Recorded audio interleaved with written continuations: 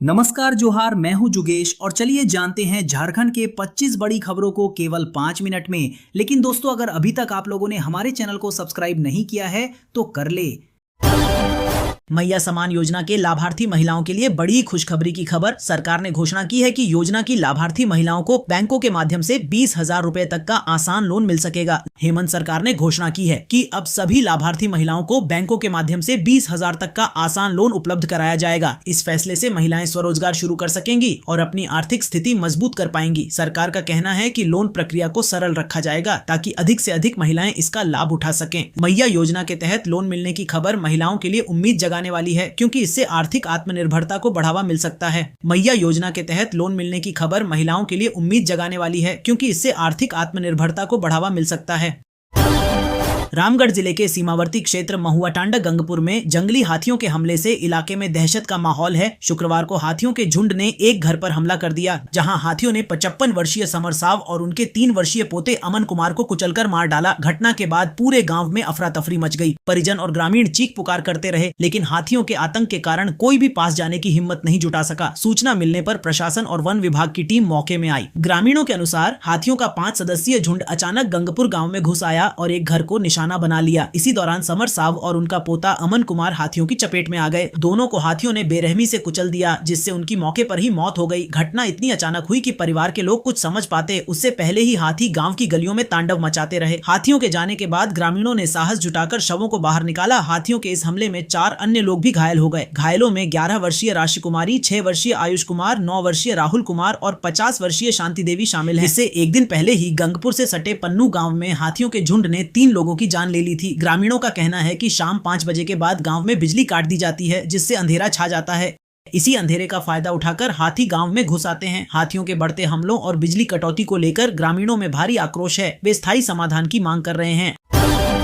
Ranchi civil court को बम से उड़ाने की धमकी मिलने के बाद कोर्ट परिसर में हड़कंप मच गया। सूचना मिलते ही पुलिस प्रशासन अलर्ट हो गया और पूरे इलाके को सुरक्षा घेरे में ले लिया गया। बम निरोधक दस्ते ने डॉग स्क्वाड के साथ घंटों तक सघन तलाशी अभियान चलाया। इस दौरान कोर्ट परिसर और आसपास के क्षेत्रों की बारीकी से जांच की गई। एहतियातन आम लोगों की आवाजाही पर रोक लगाई गई। फिलहाल कोई संदिग्ध वस्तु बरामद नहीं हुई है। मामले की जांच जारी है और धमकी देने वाले की पहचान के प्रयास किए जा रहे हैं। एहतियातन आम लोगों की आवाजाही पर रोक लगाई गई। फिलहाल कोई संदिग्ध वस्तु बरामद नहीं हुई है। मामले की जांच जारी है और धमकी देने वाले की पहचान के प्रयास किए जा रहे हैं।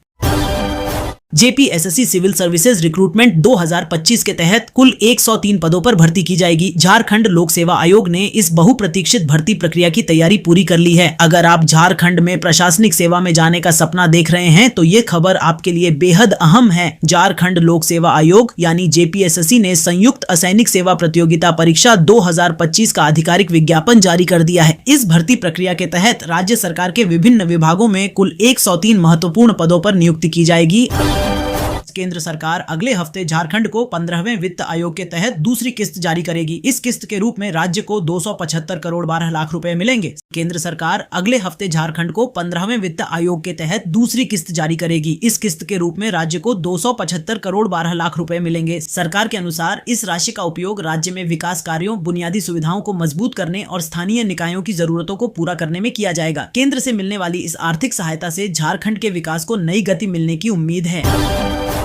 दिल्ली पुलिस की क्राइम ब्रांच ने बड़ी कार्रवाई करते हुए झारखंड के जमशेदपुर स्थित कपाली इलाके से 2 संदिग्धों को गिरफ्तार किया है। दोनों को गुप्त सूचना के आधार पर पकड़ा गया। सूत्रों के मुताबिक गिरफ्तार संदिग्धों से पूछताछ जारी है। प्रदेश अध्यक्ष आदित्य साहू ने प्रेस वार्ता कर मुख्यमंत्री हेमंत सोरेन पर तीखा हमला बोला। पत्रकारों को संबोधित करते हुए आदित्य साहू ने आरोप लगाया कि मुख्यमंत्री लगातार व्यापारियों को डराने, धमकाने और अपमानित करने का काम कर रहे हैं और उनसे दरबार में हाजिरी लगाने की अपेक्षा रखते हैं। आदित्य साहू ने घाटशिला चुनाव के दौरान मुख्यमंत्री के बयान का जिक्र करते हुए कहा कि इस तरह की भाषा का इस्तेमाल व्यापारी समाज का अपमान है। हिमालयी क्षेत्रों में हुई बर्फबारी का असर अब राज्य में भी देखने को मिल रहा है। ठंडी हवाओं के चलते तापमान में गिरावट दर्ज की गई है। गुमला में न्यूनतम तापमान 5 डिग्री सेल्सियस जबकि धनबाद में 9 डिग्री सेल्सियस तक पहुंच गया है। मौसम विभाग के अनुसार अगले कुछ दिनों तक सुबह और रात में ठंड का असर बना रह सकता है। लोगों को सतर्क रहने और ठंड से बचाव की सलाह दी गई है। पुल मरम्मत कार्य के चलते रेल यातायात में बदलाव किया गया है। इस कारण राजधानी एक्सप्रेस समेत कई ट्रेनों का मार्ग परिवर्तित किया गया है। ये ट्रेनें अब टोरी लोहरदगा रांची मार्ग से होकर चलेंगी। रेल प्रशासन के अनुसार यात्रियों की सुरक्षा को ध्यान में रखते हुए यह फैसला लिया गया है। यात्रियों से अपील की गई है कि यात्रा से पहले ट्रेन की अद्यतन स्थिति की जानकारी अवश्य प्राप्त कर लें। नेता प्रतिपक्ष बाबूलाल मरांडी ने मुख्यमंत्री हेमंत सोरेन पर सीधा और तीखा हमला बोला है। सीएम को टैग करते हुए मरांडी ने कहा, आपके मुंह से संविधान और लोकतंत्र की दुहाई शोभा नहीं देती। मरांडी ने आरोप लगाया कि संविधान की आड़ में असंवैधानिक काम करना आपकी पहचान बन चुकी है। मुख्यमंत्री रहते हुए खनन लीज लेना, जांच एजेंसियों के नोटिस की अवहेलना, राजनीतिक विरोधियों को फर्जी मामलों में फंसाना और भ्रष्टाचारियों को बचाने के लिए सुप्रीम कोर्ट तक पैरवी करना आपका फितरत बन चुका है। कोडरमा से गायब हुए बच्चों को सुरक्षित बरामद कर लिया गया है। इन सभी बच्चों को ग्याजी चाइल्ड हेल्पलाइन की मदद से खोजा गया। बच्चों के मिलने के बाद परिजनों ने राहत की सांस ली है। हालांकि इस घटना के बाद एक अहम सवाल खड़ा हो गया है कि ये सभी बच्चे जयनगर से ग्याजी तक कैसे पहुंचे। फिलहाल प्रशासन और चाइल्ड वेलफेयर से जुड़े अधिकारी पूरे मामले की जाँच में जुटे हैं और बच्चों से पूछताछ कर पूरी जानकारी जुटाई जा रही है। क्रिकेटर महेंद्र सिंह धोनी ने झारखंड पर्यटन का ब्रांड एम्बेसडर बनने के प्रस्ताव पर सहमति दे दी है। इसके साथ ही राज्य पर्यटन को राष्ट्रीय और अंतर्राष्ट्रीय स्तर पर नई पहचान मिलने की उम्मीद है। जानकारी के अनुसार धोनी जल्द ही झारखंड के प्रमुख पर्यटन स्थलों के प्रचार प्रसार के लिए प्रमोशनल अभियान शुरू करेंगे। सरकार का मानना है कि धोनी की लोकप्रियता से राज्य में पर्यटन को बढ़ावा मिलेगा और स्थानीय अर्थव्यवस्था को मजबूती मिलेगी। जिले में सरकार की ओर से आंगनबाड़ी केंद्रों में अध्ययनरत 6 माह से 3 वर्ष के बच्चों को पोषाहार उपलब्ध नहीं कराया जा रहा है। स्थानीय स्तर पर सेविकाएं दुकान से उधार लेकर बच्चों को जुलाई माह से ही पोषाहार उपलब्ध करा रही हैं। जिले के 1354 आंगनबाड़ी केंद्रों में 49,551 बच्चे अध्ययनरत हैं, जिन्हें 7 माह से पैसों के अभाव में पोषाहार सरकार की ओर से नहीं मिल पा रहा है। सेविकाओं के अनुसार 7 माह में उधार लेकर सभी केंद्र मिलाकर करीब 44 करोड़ रुपए का पोषाहार उपलब्ध कराया जा चुका है। इतना ही नहीं, उधार लेकर पोषाहार उपलब्ध कराने के बाद भी सेविकाओं को बाजार मूल्य से कम ही राशि में सामग्रियों का भुगतान निर्धारित किया गया है, जिससे सेविकाओं को काफी परेशानियों का सामना करना पड़ता है। विदित हो कि जिले में कुल 9 परियोजनाएं हैं, जहां 1354 आंगनबाड़ी केंद्र संचालित किए जा रहे हैं। 7 महीने में प्रति आंगनबाड़ी केंद्र पर लगभग 33,000 रुपए की राशि दुकानदार का बकाया हो चुका है, जिस कारण अब दुकानदार उधार देने के लिए हाथ उठाने लगे हैं। झारखंड के 48 नगर निकायों में होने वाले चुनाव के लिए नामांकन प्रक्रिया पूरी हो चुकी है। चुनाव आयोग के अनुसार कुल 6,979 उम्मीदवारों ने नामांकन पत्र दाखिल किए हैं। चुनाव को लेकर राज्य में आदर्श आचार संहिता लागू है और प्रशासन पूरी तरह सतर्क है। इसी क्रम में चेकिंग अभियान के दौरान लातेहार जिले से 40,20,000 रुपए नकद बरामद किए गए हैं। बरामद राशि को जब्त कर आगे की कार्रवाई की जा रही है। प्रशासन का कहना है कि निष्पक्ष और शांतिपूर्ण चुनाव के लिए सघन जाँच अभियान लगातार जारी रहेगा। गिरिडीह पुलिस को नक्सल विरोधी अभियान में एक बार फिर बड़ी सफलता मिली है। पुलिस और सीआरपीएफ की संयुक्त टीम ने नक्सलियों द्वारा जमीन में छिपाकर रखे गए भारी मात्रा में हथियार, गोला बारूद और विस्फोटक सामग्री बरामद की है। शनिवार को एसपी डॉक्टर बिमल कुमार और सीआरपीएफ कमांडेंट सुनील दत्त त्रिपाठी ने बताया कि गुप्त सूचना के आधार पर संयुक्त ऑपरेशन की योजना बनाई गई। इस अभियान में सीआरपीएफ की F154 बटालियन, BDDS टीम और जिला पुलिस शामिल रही। सुरक्षा बलों की इस कार्रवाई से नक्सलियों को बड़ा झटका लगा। मुख्यमंत्री हेमंत सोरेन अपनी पत्नी कल्पना सोरेन के साथ शादी की सालगिरह पर शनिवार को रामगढ़ स्थित मां छिन्नमस्तिका रजरप्पा मंदिर पहुंचे। उन्होंने विधिवत पूजा अर्चना की और परिवार व राज्यवासियों की सुख शांति की कामना की। मुख्यमंत्री और उनकी पत्नी ने मां को चुनरी ओढ़ाई और शिव स्थल पर नारियल चढ़ाकर आशीर्वाद लिया। यह मंदिर मुख्यमंत्री के गृह जिले रामगढ़ से जुड़ा है और उनके लिए विशेष आस्था का केंद्र है। इधर इस अवसर पर प्रशासन की ओर से मुख्यमंत्री हेमंत सोरेन को गार्ड ऑफ ऑनर भी दिया गया। मीडिया से बातचीत में मुख्यमंत्री ने स्पष्ट किया कि यह कार्यक्रम पूरी तरह पारिवारिक और आस्था से जुड़ा है, न कि कोई राजनीतिक आयोजन। वहीं मंदिर परिसर में मुख्यमंत्री को देखने के लिए श्रद्धालुओं की लंबी कतार लग गई। लोगों ने मुख्यमंत्री हेमंत और कल्पना सोरेन को शादी की सालगिरह की शुभकामनाएं दी।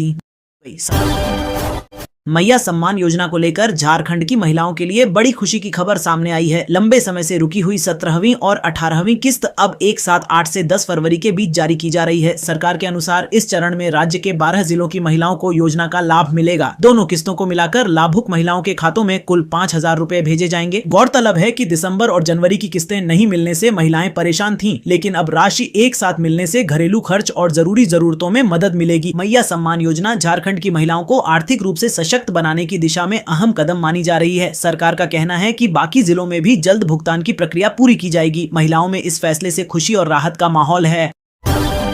नागरिकता से पहले वोटर लिस्ट में नाम जुड़े होने के आरोपों पर सोनिया गांधी ने राउज एवे न्यू कोर्ट में अपना जवाब दाखिल किया है। उन्होंने कहा कि उनके खिलाफ दायर पुनर्विचार याचिका तथ्यों पर आधारित नहीं है। स्पेशल जज सीबीआई विशाल गोगने की अदालत में वकील के जरिए दिए गए जवाब में सोनिया गांधी ने सभी आरोपों से इनकार किया और याचिका को खारिज करने की मांग की। झारखंड का शिक्षा विभाग इस समय गंभीर वित्तीय संकट से जूझ रहा है। हालात इतने खराब हैं कि शिक्षकों को वेतन देना भी मुश्किल हो गया है। राज्य के 10 जिलों के 68 उत्क्रमित हाई स्कूलों में कार्यरत 161 शिक्षक और कर्मचारी पिछले 6 महीने से वेतन के बिना काम कर रहे हैं। इनका करीब 6 करोड़ 18 लाख रुपए का बकाया अब तक नहीं चुकाया गया है। फंड की कमी का असर योजनाओं पर भी पड़ा है। बच्चों की पोशाक और स्कूल किट योजना ठप पड़ी है, जबकि सत्र खत्म होने को है। कई स्कूलों में हैंड वॉश और सफाई जैसी बुनियादी सुविधाएं भी नहीं है। गौरतलब है कि 2016-17 में 189 स्कूल अपग्रेड किए गए थे। बाद में 2022-23 में पदस्थापना हुई, लेकिन वेतन की स्थायी व्यवस्था नहीं हो सकी। 2025-26 में भी पर्याप्त बजट नहीं मिलने से संकट और गहरा गया है।